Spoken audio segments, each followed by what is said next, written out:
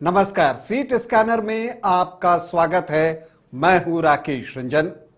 आज हम जिस विधानसभा सीट की चर्चा करेंगे वो सीट वैशाली जिले में है और हाजीपुर लोकसभा क्षेत्र के अंतर्गत जो 6 विधानसभा की सीटें आती हैं उनमें से एक है। ये सीट कोई बहुत पुरानी सीट नहीं है, नए परिसीमन के बाद इस सीट का गठन हुआ है। रहस्य से पर्दा उठाता हूं और आपको बता देता हूं कि आज मैं राजा पाकर विधानसभा क्षेत्र की स्कैन करने जा रहा हूं। देखिए, जो राजा पाकर विधानसभा क्षेत्र है वो 2008-9 परिसीमन के बाद बना और इस सीट की खास बात यह है कि यहां हर बार जीतने वाला दल बदल जा रहा है। जो दल एक बार जीतता है वो अगली बार चुनाव नहीं जीतता। इतना ही नहीं, हर बार जो है प्रत्याशी भी बदल जा रहे हैं जीतने वाले। मतलब कि राजा पाकर में अब तक जो 3 चुनाव हुए हैं तो 3 चेहरे विधायक के रूप में सामने आए हैं। देखिए, जो राजा पाकर विधानसभा का चुनाव है, यहां पर कांग्रेस को एक बार सफलता मिली है, आरजेडी को एक बार कामयाबी मिली है और जेडीयू भी एक बार यहां से चुनाव जीतने में सफल रहा है। यहां पर जो पहला चुनाव हुआ था वो 2010 में हुआ था और तब जेडीयू के संजय कुमार ने वीर चंद्र पासवान और गौरीशंकर पासवान एलजेपी के कैंडिडेट थे और वीर चंद्र पासवान कांग्रेस के प्रत्याशी थे। इन दोनों को शिकस्त देते हुए यहां पर 10,215 वोटों की जीत हासिल की थी। संजय कुमार पूर्व मुख्यमंत्री रामसुंदर दास के बेटे हैं। फिर 2015 आता है तो महागठबंधन बन चुका था। जेडीयू, आरजेडी और कांग्रेस तीनों एक साथ मिलकर चुनाव लड़ रहे थे। तो समीकरण और अंकगणित दोनों महागठबंधन के साथ था और परिणाम भी उसी तरह का आया। तब यहां से शिवचंद्र राम जो हैं वो आरजेडी के टिकट पर चुनावी मैदान में उतरे थे और 61,251 वोट लाकर उन्होंने एलजेपी के, जो कि एनडीए के प्रत्याशी थे, रामनाथ रमन को 15,155 वोटों से पराजित किया। लेकिन फिर जब 2020 में चुनाव आया तो परिस्थितियां बदल गईं। चूंकि जेडीयू निकलकर वापस से एनडीए में आ गया था तो ये सीट कांग्रेस को लड़ने के लिए आरजेडी ने दे दी और प्रतिमा कुमारी अधिवक्ता हैं, वो यहां से प्रत्याशी बनी और जेडीयू ने महेंद्र राम को टिकट दिया। लेकिन एलजेपी ने भी अपना प्रत्याशी यहां पर दे दिया। 2020 में यही कुछ हो रहा था।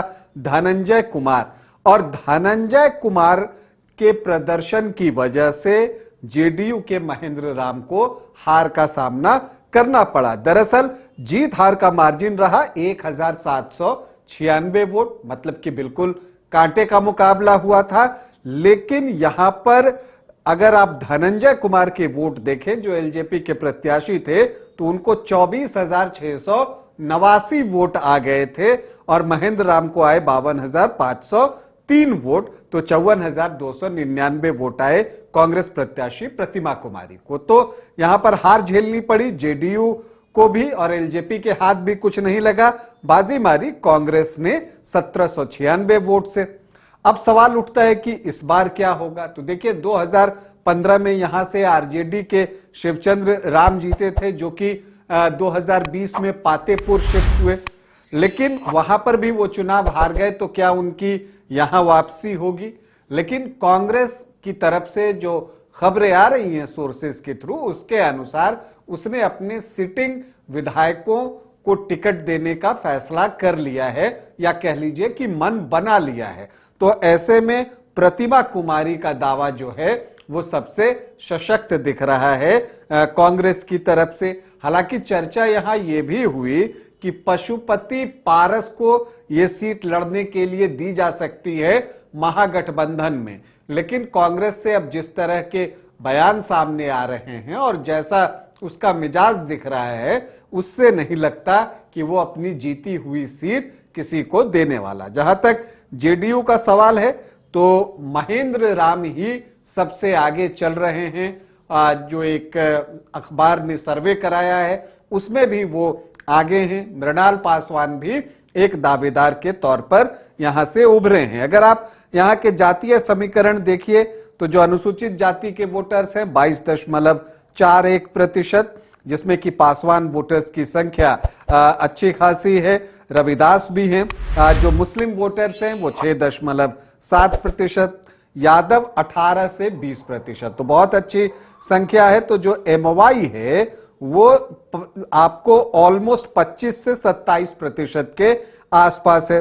राजपूत वोटर 9.5 से 10.5%, और यहां पर आप देखिए भूमिहार वोटर्स 4.5 से 5%, ब्राह्मण 2 से 3%, तो सामान्य जाति के वोटर्स जो हैं वो 16-17% के आसपास हैं। लव कुश के वोट अगर आप जोड़ दें तो 13 से 14%, और वैश्य भी जो हैं यहां 8 से 9% हैं। तो एनडीए को जो जातियां वोट करती हैं उनके वोटों का आंकड़ा 39-40% के आसपास पहुंच जाता है, जबकि एमवाई जो है वो आपको, जैसा मैंने आपको कहा, 25-26% के आसपास है। हालांकि मल्लाह वोटर्स यहां 4 से 4.5% हैं। तो वो किस तरफ जाएंगे इस पर जो है बहुत कुछ निर्भर करेगा। यहां पर अन्य ओबीसी ईबीसी वोटर्स की संख्या भी अच्छी है।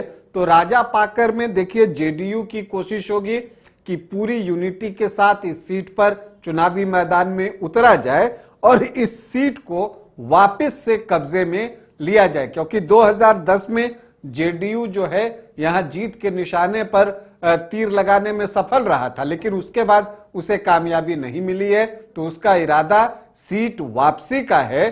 तो कांग्रेस एक बार फिर से यहां पर जनता से हाथ के लिए साथ मांग रही है। तो कौन होगा अपने इरादे में सफल, ये तो वक्त बताएगा। फिलहाल आपसे अनुमति चाहेंगे, इजाजत दें, नमस्कार।